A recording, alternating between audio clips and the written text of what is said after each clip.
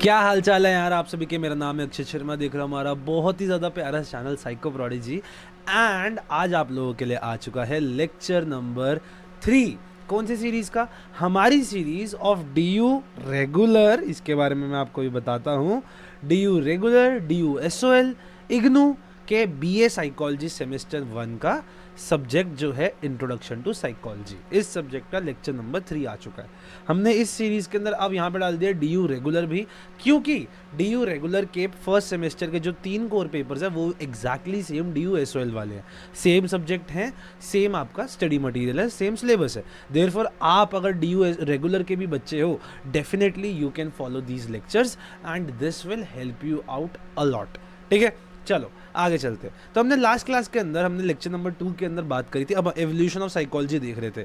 तो हमने एक तो पहली बात तो विल्हेम वुंड के बारे में बात करी, फर्स्ट साइकोलॉजी की इन्होंने लैबोरेटरी लीब्जिग जर्मनी में खोली थी, हमने ये सब देखा।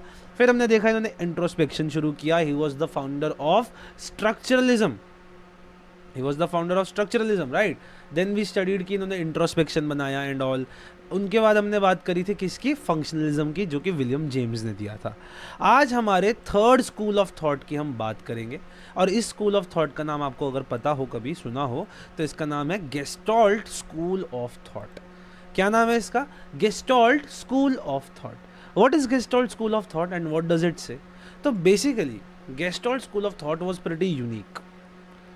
ये यूनिक क्यों था?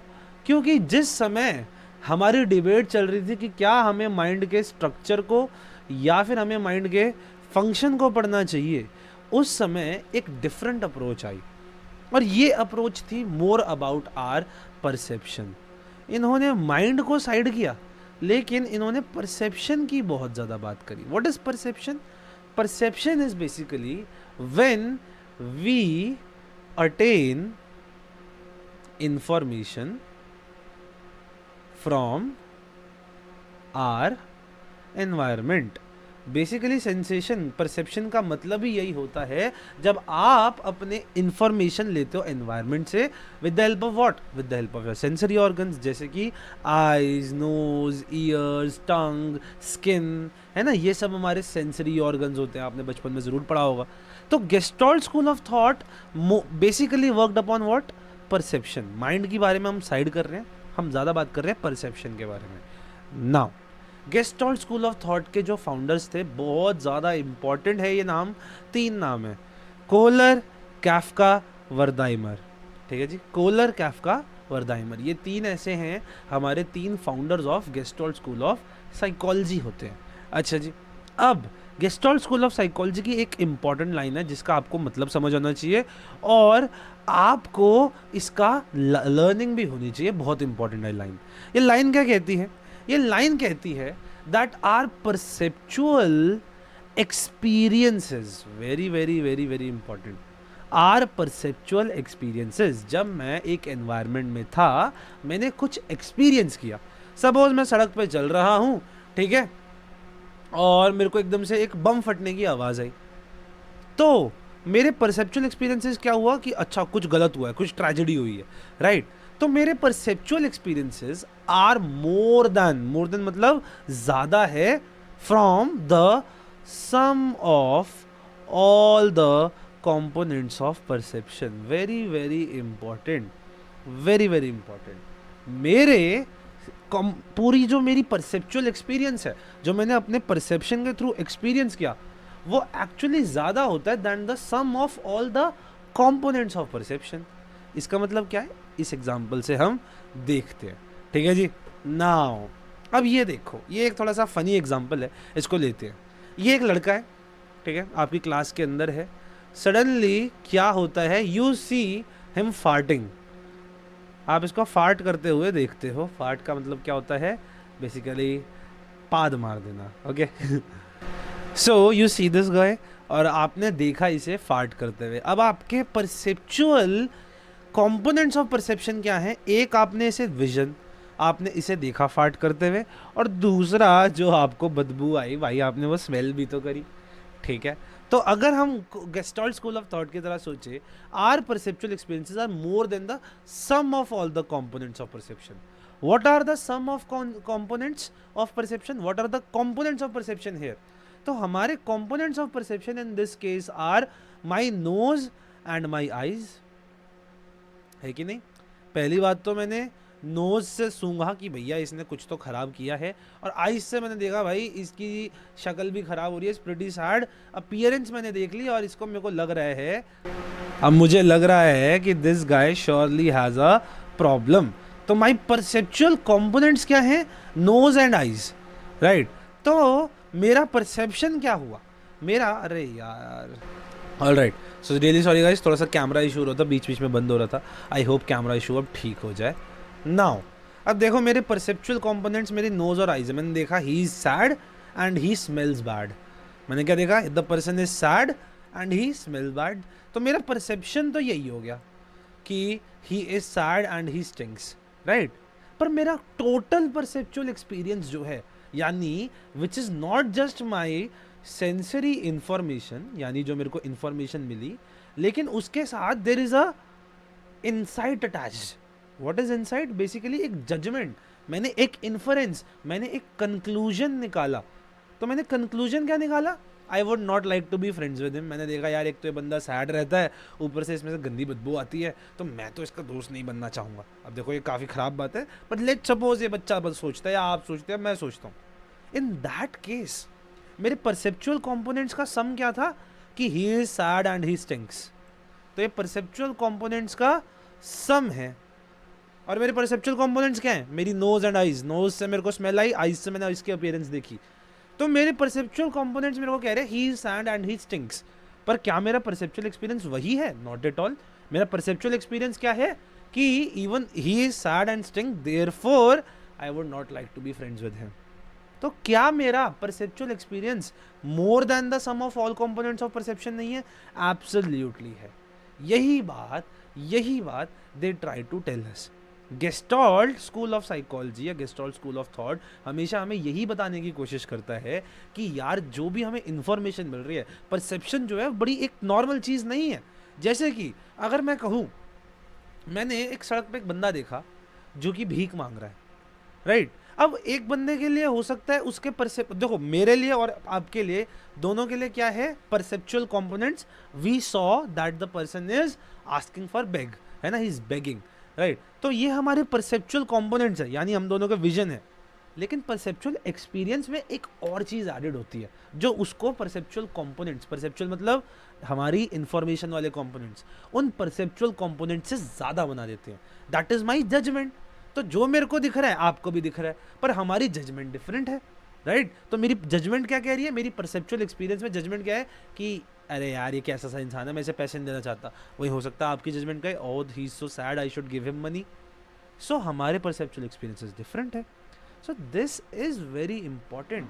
जब गेस्टॉल्ट स्कूल ऑफ थॉट ये लाइन कहता है कि our perceptual experiences are more than the sum of all components of perception, ये बात है कि सेंसरी इन्फॉर्मेशन तो देखो सबको सेम मिल रही है, लेकिन at the end of the day we all have different perceptual experiences due to our insight and the conclusion that we attach to it. ठीक है, आई होप आपको ये लाइन समझ आई हो। गेस्टॉल्ट स्कूल ऑफ थॉट एक और इंटरेस्टिंग चीज़ कहता है, वो कहता है एक्सपीरियंसेस आर होलिस्टिक। मतलब इन्होंने कहा एक्सपीरियंसेस, एक सेकंड दिख नहीं रहा तो नीचे कर देता हूँ। गेस्टॉल्ट स्कूल ऑफ थॉट कहता है that experiences are holistic. What do you mean by holistic भाई? होलिस्टिक का मतलब ये होता है कि that is something is made up of various different components and the thing can not be understood without understanding all the components that it has. Very very important. So जब guest, अब देखो ये थोड़ा सा आपको फिलोसॉफिकल लग रहा होगा, थोड़ा सा है भी। एक्सपीरियंसेस आर होलिस्टिक का मतलब ये है कि again coming back to the same guy, जो मैंने देखा और आपने देखा, मेरा एक्सपीरियंस हो सकता है उसके साथ नेगेटिव रहे, आपका हो सकता है पॉजिटिव रहे, क्योंकि आपको लगा कि I feel bad about this guy and I will give money to him. On the other hand मेरे लिए क्या था कि भाई आई फेल्ट कि यार ये कैसा सा इंसान है, मैं इसको नहीं देना चाहता। तो हमारे एक्सपीरियंसेस होलिस्टिक का मतलब क्या है? Are made up of various components, made up of various components. हो सकता है जिसमें क्या क्या हो सकता है यार? एक तो मेरी जजमेंट हो सकती है, मेरे बायसेस हो सकते हैं, है ना? मेरे ख्याल से मेरा कोई बायस हो, मेरे को लगता है कि यार जो बंदा भीख मांग रहा है वो एकदम सही है पर वो जान के भीख मार रहा है, ये मेरा बायस है। हो सकता है आपका बायस डिफरेंट हो। So our experiences are holistic because they are made up of various components, and to understand our experiences, we need to understand all the components of it. Simple सी बात है कि मेरे को अपने एक्सपीरियंस को समझने के लिए उसके सारे के सारे अलग अलग कंपोनेंट्स को समझना ज़रूरी है। सिर्फ तभी मैं एक मनुष्य के एक्सपीरियंसेस को समझ सकता हूँ। आई होप आपको ये बात समझ आई हो। एक्सपीरियंसेस आर होलिस्टिक का मतलब क्या है? एक्सपीरियंस एक चीज़ नहीं है। एक्सपीरियंस का मतलब क्या है? कोई भी चीज़ आपने फील करी, थिंक करी, कुछ भी आपने जो एक्सपीरियंस किया, आप सड़क पर चल रहे हो, किसी का एक्सीडेंट देख लिया, that's an experience for you. अब वो एक्सपीरियंस होलिस्टिक इसलिए है क्योंकि उसमें बहुत सारे कंपोनेंट है। आपने सिर्फ देखा नहीं, आपने जजमेंट निकाली, आपने रीजनिंग दी कि क्यों हुआ होगा एक्सीडेंट, आपने सोचा गलती किसकी थी, फिर आपने सोचा कि ये लोग कैसे हैं। So all of these are various components attached to it, right? That is what makes experiences holistic. चलो जी, हमने ये लाइन भी समझ ली। अब इसी के साथ हमारा mainly gestalt school of thought खत्म होता है, क्योंकि गेस्टॉल्ट स्कूल ऑफ थॉट में मेन बातें हमारे पास यही है कि भाई पहली बात तो gestalt school of thought says कि देयर आर फाउंडर जो है कोलर, काफ्का, वर्धाइमर है। फिर ये कहता है our perceptual experiences are more than the sum of all components of perception. जब भी आप इसका पेपर में लिखोगे, बड़े शब्दों में लिखो। ये जो लाइन है मजे से आप 1-2 पेज में समझा सकते हो। गिव एग्जांपल्स, समझाओ परसेप्चुअल एक्सपीरियंस क्या होते हैं, उसको डिफाइन करो। व्हाट इज परसेप्शन, उसे डिफाइन करो। कंपोनेंट्स ऑफ परसेप्शन को डिफाइन करो। फिर आपने एक एग्जांपल डाल दिया, उसके अंदर बता दिया कंपोनेंट्स ऑफ परसेप्शन क्या कहते हैं और आपका परसेप्चुअल एक्सपीरियंस क्या कहता है। देखो, जब भी हम पेपर लिखते हैं ना, हमारा मेन मकसद ये नहीं है कि मेरे को आंसर से लिखना है। मेरे को ये करना है कि सामने मैं टीचर को बच्चा समझ के समझा रहा हूँ। अगर आप ऐसे लिखोगे ना, you will genuinely fetch marks. Being a person जिसके 95.4% आई है aggregate all over in my BA psychology honours, I can definitely say that is how I wrote. I never wrote बड़े बड़े पैराग्राफ्स। लिख सकते हो, डेफिनेटली यू कैन। मेरा मकसद हमेशा ये होता था कि मैं सामने वाले टीचर को एक्सप्लेन कर सकूं कि मेरे को ये बात समझ आ रखी है। That's the thing.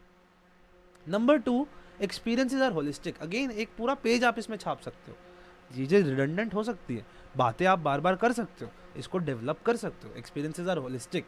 फिर अब आप बता सकते हो कि हमारे जो परसेप्शन होते हैं उनकी वजह से हमें एक्सपीरियंसेस होते हैं। एक्सपीरियंसेस के अंदर मल्टीपल कंपोनेंट्स होते हैं। डिफाइन दोज कंपोनेंट्स, क्या क्या हो सकते हैं हमारे। एक तो सेंसरी ऑर्गन्स की वजह से, फिर मेरे पर्सनल बायसेस, मेरे जजमेंट्स, मेरे कंक्लूजन्स, क्या क्या मुझे फील हुआ, ये सब मेरे अलग अलग कंपोनेंट्स हैं। तो मैं किसी भी एक इंसान के एक्सपीरियंस को तब तक नहीं समझ सकता जब तक मैं उसके सारे कंपोनेंट्स को एक साथ ना समझूं। दैट इज द थिंग, ठीक है। सो इसी के साथ हमारा गेस्टॉल्ट स्कूल ऑफ थॉट यहाँ पे खत्म होता है। अब हम आज के लेक्चर में एक सेकंड कंपोनेंट एक और करेंगे which is called as behaviourism. Super important, इसको तो बहुत ज़्यादा ही पढ़ना है आपको इस वाले सब्जेक्ट के अंदर, बिहेवियरिज्म को, ठीक है। बिहेवियरिज्म के अंदर नाम में ही है, the study of behaviour is called as behaviourism. Study of behaviour is called as behaviourism. अब देखो, बिहेवियरिज्म हमेशा 2-3 चीज़ों के बारे में बात करता है, ठीक है। पहली बात तो ये क्या बात कर रही है, हमेशा हमारे बिहेवियर एक वो चीज़ है जो हमने करी है। मैंने ये बॉटल उठाई, मैंने पानी पिया, मैंने बॉटल बंद करी, मैंने रख दी, मैं क्लास कंटिन्यू कर रहा हूँ, that's a behaviour I did. मैं आपसे कैसे बात कर रहा हूँ वो मेरा बिहेवियर है। आप क्लास में बैठे थे, आपने टीचर की बात नहीं सुनी, टीचर ने आपको बाहर भगा दिया, that's your behaviour and the teachers behaviour, right. तो हम बिहेवियरिज्म में समझते हैं कि बिहेवियर क्यों होते हैं, कैसे होते हैं, क्या हम बिहेवियर को चेंज कर सकते हैं, क्या हम बिहेवियर को इन्फ्लुएंस कर सकते हैं, क्या हम नए बिहेवियर सीख सकते हैं, क्या हम खराब बिहेवियर हटा सकते हैं। जैसे कि if you talk about alcohol dependence, जिन लोगों को नशे की लत होती है, राइट, जिनको अल्कोहल एडिक्शन है, उन लोगों के अंदर बिहेवियर ही तो है उनका। तो उस नेगेटिव बिहेवियर को कैसे हम हटा सकते हैं, एक अच्छा बिहेवियर कैसे सिखा सकते हैं। इस बिहेवियरिज्म के अंदर बहुत सी थेरेपीज होती हैं जो इस काम के अंदर हेल्प करती हैं हमें, ठीक है। All right.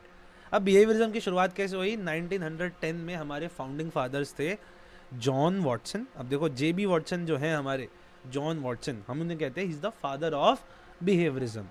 लेकिन जो मेन काम करे ना साथ में, वो थे इवान पावलोव और बी.एफ. स्किनर। सबसे बड़े काम इन्होंने करे।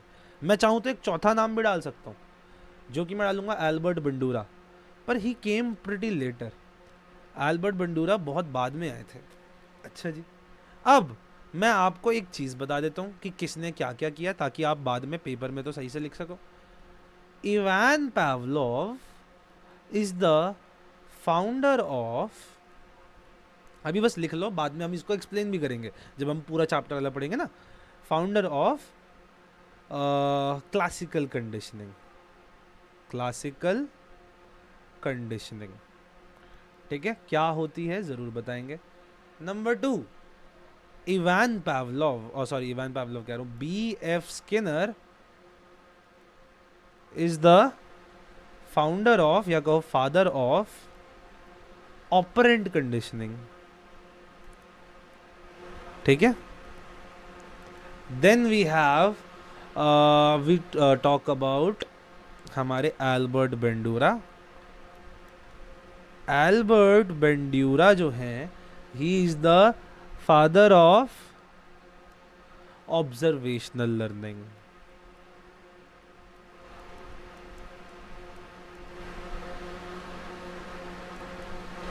ऑब्जर्वेशनल लर्निंग, ठीक है। तो हमने 3 इंपॉर्टेंट लोगों के नाम डेफिनेटली जान लिए। अब देखते हैं बिहेवियरिज्म क्या होता है, ठीक है। All right, so now let's focus on the main points of behaviourism. क्या क्या बिहेवियरिज्म कहता है, ये बहुत इंपॉर्टेंट लाइन है। Number 1, behaviourism focuses on what is observable and verifiable. Very very important. Observable मतलब क्या है, what we can experience। जैसे कि tell me what I am thinking right now, can you see what I am thinking, can you see even I am thinking or not, you can't see that। लेकिन मैं बोलूँ मोमोज मोमोज मोमोज मोमोज, तो मैंने किस बारे में बात करी, मोमोज के बारे में। that is something you observed। Number 2, verifiable. Verifiable का मतलब क्या है, आप किसी और से भी वेरीफाई कर लो। आपने अपने दोस्त से पूछा, भाई तूने उस दिन क्लास रिकॉर्डिंग देखी थी यूट्यूब पे, सर मोमोज की बात कर रहे थे ना, उसने कहा हाँ भाई मोमोज की बात कर रहे थे, लो वेरीफाई भी हो गया। तो कोई भी बिहेवियर क्या होता है, बिहेवियरिज्म उन चीज़ों पे, बेसिकली बिहेवियर्स पे ही फोकस करती है। और इन्होंने डेफिनेशन ही दे दी बिहेवियर की, basically something which is observable and verifiable, ठीक है। अच्छा, तो भाई ऑब्जर्वेबल मतलब जिसे आप देख सकते हो, वेरीफाइबल जिसको आप बाद में वेरीफाई कर सकते हो। बिहेवियर्स क्या यही नहीं होते, एब्सोल्युटली यही होते हैं। जैसे बिहेवियर्स के अंदर हमारे क्या क्या आता है, बॉडी लैंग्वेज। अगर मैं तुमसे बात करते बोलूँ तो आज के क्लास में हम पढ़ेंगे व्हाट इज अबाउट बिहेवियरिज्म। तो ये क्या हुआ, मैं गुस्से में पढ़ा रहा हूँ, मैं तुम्हें मारना चाहता हूँ, right, that is my body language. लेकिन आज की बात के अंदर मैं बताऊंगा कैसे करते हैं बिहेवियरिज्म, ये क्या हुआ, मैंने जल्दी जल्दी बोला, दैट इज माई बिहेवियर। लेकिन तुम्हें तो मैं छोड़ूंगा नहीं, that is aggression. Personality, this is my personality, I am talking to right now. Learning, आपने कुछ नया सीखा, जैसे कि मैंने, जब मेरे पास ये नया ये ग्राफिक्स टैबलेट आया था, I hope I can show you, तो इस पे I write, this is how I, if I show you, this is how I write. तो इस पे लिखना इतना आसान नहीं, आई लर्न दिस। तो how did I learn it, by different methods. अब वो देखो, वो भी तरीके होते हैं। तो ये भी एक चीज़ मैंने लर्न करी। मैंने आपको याद कराया था फाउंडर कौन थे गेस्टॉल्ट स्कूल ऑफ साइकोलॉजी के, कोलर, कैफका, वर्धाइमर, दैट इज लर्निंग। क्या आप इसको ऑब्जर्व कर सकते हो कि मेरे को कुछ लर्न हुआ, बिल्कुल, आप मुझसे पूछ लो। वेरीफाई कर सकते हो, बिल्कुल, आप मुझसे दोबारा पूछ लो। तो something which is observable and verifiable, that is the behaviourism की चीज़। ना ये थॉट्स के बारे में बात करते हैं, ना ये माइंड के बारे में। Even even even before I tell you what is a behaviour, they even criticize structuralism, very very important है। You can definitely put this in behaviorism when explaining behaviorism। Behaviorism criticized structuralism and said mind is not observable। Simple सी बात है, उन्होंने कहा भाई mind is not observable, therefore they even rejected the idea of mind and conscious। ये कहते थे ऐसा कुछ होता ही नहीं, माइंड कुछ नहीं होता, कॉन्शियस कुछ नहीं होती। कॉन्शियस क्या है, what ever I am aware about, ये जो मैं अभी आपसे बात कर रहा हूँ, what ever I am, that is my conscious. क्या कॉन्शियस नहीं होती, देखो होती है। पर बिहेवियरिज्म काफ़ी एक्सट्रीम चला गया था उस समय जब ये शुरू हुआ था। तो देवर लाइक कि नहीं होता, कैसे कह सकते हो, कुछ नहीं होता, माइंड को ऑब्जर्व ही नहीं कर सकते तो होता ही नहीं, ना कॉन्शियसनेस होती। अच्छा जी, और एक और चीज़ इन्होंने बोला, भाई स्ट्रक्चरलिज्म वालों, तुम इंट्रोस्पेक्शन यूज़ करते हो, तुम सिंपली बंदे से पूछते हो उसे क्या फील हो रहा है, क्या ये ऑब्जेक्टिव या वेरीफाइबल है, बिल्कुल नहीं है। यहाँ पे दो शब्द आ रहे हैं, ऑब्जेक्टिव और वेरीफाइबल। वेरीफाइबल का मतलब क्या है, आप किसी और से पूछ के उस चीज़ को वेरीफाई कर लो। आप वेरीफाई नहीं कर सकते। मैंने आपको बोल दिया मेरे को अंदर से फील हो रहा है कि मेरे पेट में सांप चल रहा है, क्या आप ये चीज़ वेरीफाई कर सकते हो कि एक्चुअली ऐसा हो रहा है? नहीं कर सकते। दूसरी बात ऑब्जेक्टिव। ऑब्जेक्टिव का मतलब बेसिकली ये होता है, अगर कोई दो बंदे सेम चीज़ को देखें तो उन दोनों का सेम आंसर आना चाहिए। जैसे कि मैं आप लोगों से बोलूं व्हाट इज दिस, ये देखो व्हाट इज दिस, तो मैंने कहा ये सुपरमैन है, आप कह सकते हो ये भी, आप भी कहोगे सुपरमैन है, तो देखो दिस इज ऑब्जेक्टिव। एक ऐसा जजमेंट जो दो लोगों का सेम हो। फिर मैं आपको बोलूं बताओ व्हाट इज दिस, तो आप कहोगे दिस इज अ क्यूट सा स्केलेटन ग्रीन कलर का, मैं कहूँगा यस दिस इज क्यूट सा स्केलेटन ग्रीन कलर का, जो कि ये सब भी करता है, ये देखो। Right, so that is again objective चीज। लेकिन मैं यहाँ पे पूछूं कि आपको क्या लगता है, क्या मैं एक अच्छा इंसान हूँ? आपका कुछ ओपिनियन है, मेरा कुछ ओपिनियन है, that is not objective, that is subjective, that is subjective. Subjective एक वो चीज होती है जिसमें हमारा ओपिनियन होता है जी, वो एक सच्चाई नहीं है, वो एक ओपिनियन है। जैसे कि हम सब्जेक्टिव क्वेश्चन करते हैं ना, explain the use of this this this, वही ऑब्जेक्टिव टाइप क्वेश्चन होते हैं एमसीक्यूज। एमसीक्यू ऑब्जेक्टिव क्यों होते हैं? क्योंकि हर बंदे का अगर एक सही आंसर है तो वही होगा। लेकिन सब्जेक्टिवली किसी ने इतना बड़ा लिखा है, किसी ने इतना लिखा है, किसी ने पैराग्राफ में, किसी ने पॉइंट में, लेकिन बात सही लिखी है तो सही नंबर मिल जाएंगे। तो सब्जेक्टिविटी आ जाती है। ऑब्जेक्टिव का मतलब यही है कि सब लोगों का, जो भी बंदे उसे देख रहे हैं, जो भी बंदे उसको एनालाइज कर रहे हैं, सेम आंसर आना चाहिए, दैट इज ऑब्जेक्टिविटी। ठीक है, तो स्ट्रक्चरलिज्म को इन्होंने क्रिटिसाइज किया, इन्होंने बोला भाई तुम एकदम गलत हो, ना कुछ माइंड होता, ना कोई कॉन्शियस होती, इंट्रोस्पेक्शन घटिया चीज़ है, आप it is not objective and verifiable, therefore you are bad, तुमसे नहीं होगा, ऐसी ऐसी बातें करने लग गए। ठीक है, अब अच्छा ये देखो मैंने यहाँ पे पूरा अच्छे से एक्सप्लेन कर रखा था, ये तो पुरानी हमारी क्लासेस के अंदर की वो है ना नोट्स, तो फिर उसको मैं यूज़ करता हूँ। Always I use most of my previous notes if they are present now. अब वो तो देखो मैंने आपको ऑब्जेक्टिविटी इजीली समझा दी, इसको यहाँ से समझाने का कोई पॉइंट नहीं है। व्हाट इज़ अ बिहेवियर पे आते हैं। Behaviour is basically any response that we produce towards a stimuli that is observable, measurable and can be studied objectively. Very very important. Behaviour क्या है? मेरा एक रिस्पॉन्स है। वेरी वेरी अच्छा, ये एक और चीज़ है, स्ट्रक्चरल यूनिट ऑफ बिहेवियर को ये लोग रिस्पॉन्स कहते हैं। बेसिकली हमारा बिहेवियर किसका बना होता है? रिस्पॉन्स का बना होता है। मेरे को प्यास लग रही थी इसलिए मैंने पानी पिया, that is a response I did. मेरे को मन था क्लास देने का तो मैंने class the, that is a response I made. आप लोगों ने कमेंट किया तो मैंने उसके ऊपर काम किया, that is a response I did. तो स्ट्रक्चरल यूनिट ऑफ बिहेवियर हमने रिस्पॉन्स बनाई है सर। एक बिहेवियर ऐसा कोई रिस्पॉन्स है जो कि हम किसी स्टिमुलाई की तरफ प्रोड्यूस करते हैं। मेरे को प्यास लग रही थी, दिस इज अ स्टिमुलस, मैंने पानी उठाया पी लिया, मेरे को जेन्युइनली प्यास लग रही थी। ऑब्जर्वेबल है, आपने देखा मैंने पानी पिया। मेजरेबल है, मैंने कितना पानी पिया, क्या मैंने इतना पानी पिया, क्या मैं पूरी बॉटल पी गया? आपको पता है मैंने थोड़ा सा पानी पिया, right. Number 3, it can be studied objectively. Objectively का मतलब क्या है? आपका और किसी और का perspective and conclusion by seeing my behaviour is same. आप भी यही बोलोगे मैंने पानी पिया, दूसरा बंदा भी यही बोलेगा मैंने पानी पिया। ऐसा नहीं कोई दूसरा बंदा बोलेगा कि मैंने मैकडॉनल्ड्स की कोक पी या मैंने स्टारबक्स की कॉफ़ी पी, नहीं, उसने भी देखा मैंने पानी पिया, आपने भी देखा मैंने पानी पिया। तो that is objectivity here, right. So हमने बिहेवियरिज्म को अभी यहाँ पे अच्छे से समझ लिया। फाउंडिंग फादर्स कौन थे? जेबी वॉटसन यानी John Watson, Ivan Pavlov, BF Skinner थे। इनके क्या क्या नाम है, क्या क्या काम है, वो भी समझ लिए। बिहेवियरिज्म किसकी बात करता है, किसको क्रिटिसाइज करता है, ये भी देख लिया। अब नेक्स्ट क्लास के अंदर हम समझेंगे very very important psycho analysis. ठीक है, वैसे देखो यहाँ तक भी काफ़ी है। आप अगर एवोल्यूशन ऑफ साइकोलॉजी में वो तक लिखोगे ठीक है, psycho analysis you should write. वैसे तो साइको एनालिसिस बहुत इंपॉर्टेंट है क्योंकि यहाँ पे बात हुई है सिगमंड फ्रॉइड साहब की, तो हम इसको थोड़ा सा टाइम लगा के समझेंगे। We'll make one whole lecture about psychoanalysis, थोड़ा सा डिटेल में आपको समझाऊंगा ताकि जब हम आगे पढ़ेंगे तो आपको अच्छा सारा बेस मिल जाए। इट इज़ समथिंग जो हम छोटे छोटे रूप में ख़त्म नहीं कर सकते।